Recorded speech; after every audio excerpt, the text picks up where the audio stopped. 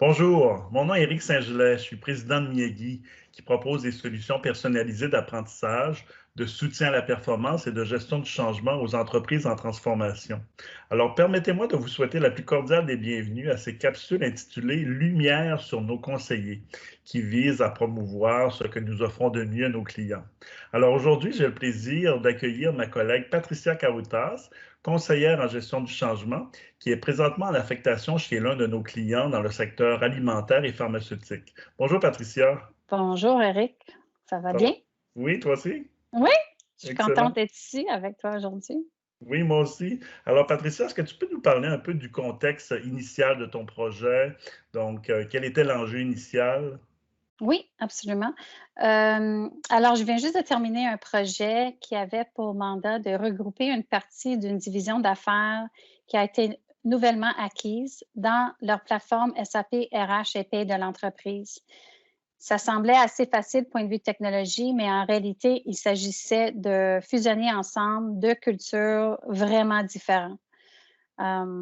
Ces deux équipes de deux secteurs ont été convoquées à travailler ensemble pour la première fois en vue d'un objectif commun. Fait que c'était une situation, je dirais, assez délicate. Puis le défi initial de tout ça, c'était vraiment de gagner leur adhésion vis-à-vis ce projet-là. C'est complètement normal qu'on est attaché à nos propres processus et façons de faire. Mhm. Ils ont investi beaucoup dans leur personnalisation de leur système actuel, dans leur façon de faire.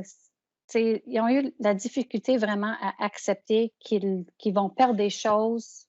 La perception, c'était qu'ils vont perdre des choses et même un parti de leur autonomie. Fait que ils ne voyaient pas la valeur de ce changement-là, ni les bénéfices. Ils ne comprenaient pas vraiment la vue globale de l'entreprise, la raison d'être. Alors, qu'est-ce que tu as proposé? Comment as-tu innové sur ce projet-là? J'ai passé beaucoup de temps et d'efforts à bâtir les synergies entre les équipes. Nous avons fait des activités de team building, de coaching, beaucoup d'activités d'engagement. Nous avons continuellement promu les avantages de ce changement-là, puis on était vraiment direct et transparent avec les informations et tous les détails tout au long du projet. Nous, il y avait toujours les deux groupes assis autour de la table. Je Ah, pense que ça, c'est vraiment important pour bâtir cet environnement professionnel et collaboratif, à l'abri de jugement. ah. Ouais, fait qu'on avait mis en place aussi un réseau de changement et un plan de communication assez solide pour gérer ces changements-là. Donc, qu'est-ce que tu pourrais dire par rapport à ta valeur ajoutée, la plus importante? Je crois que j'ai ajouté de la valeur parce que j'ai pu démontrer que non seulement que la gestion de changement apporte une valeur ajoutée, mais le fait d'être transparent et de respecter les expériences de chacun compte aussi et fait la différence.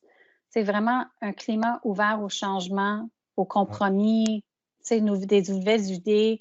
Puis à la fin de tout ça, honnêtement, c'était une des meilleures équipes avec lesquelles j'ai jamais travaillé ah avec. oui. Oui. Justement, quel genre de réaction as-tu reçu de ton client? Euh, Ben, je pense qu'ils ont apprécié tous les efforts, ça c'est sûr. Je me souviens au début du projet, en sortant d'une rencontre, quelqu'un m'a remercié de les avoir inclus dans le développement d'une stratégie. Et alors que normalement, on leur aurait simplement présenté la stratégie et qu'elle n'aurait pas a été impliquée du tout, du tout. Ça fait plus que 10 ans qu'elle travaille sur les projets RH avec une Oui. grande expérience à partager et j'étais la première à l'inclure dans les détails.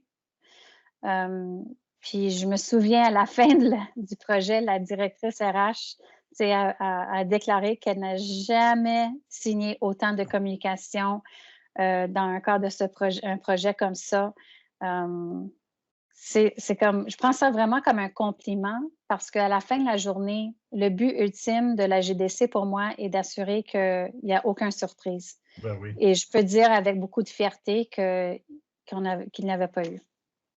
Ben bravo. Mais donc, en quoi cette expérience fut si enrichissante pour toi?